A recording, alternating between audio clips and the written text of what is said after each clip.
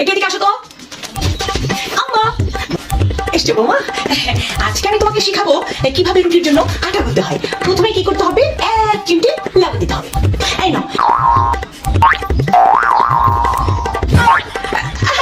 পানি 1 চিমটে দিতে হয় না বৌমা, লবণ 1 চিমটে দিতে হয়। পানি একটু বেশি করে দাও।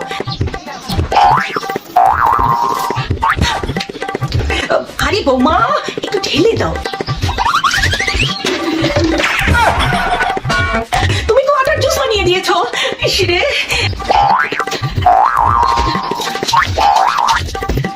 কোনো জিনিসই তুমি ঠিক মতো বানাতে পারো না। আমি অনেক কিছু বানাতে পারি আম্মা। অনেক কিছু বানাতে পারো? কি বানাতে পারো বৌমা একটু শুনি তো। আমি আমি টিকটক ভিডিও বানাতে পারি। তারপরে হচ্ছে ফেসবুকে আমি রিল বানাতে পারি। আর ইউটিউবে আমি হিট শর্টস বানাতে পারি আম্মা।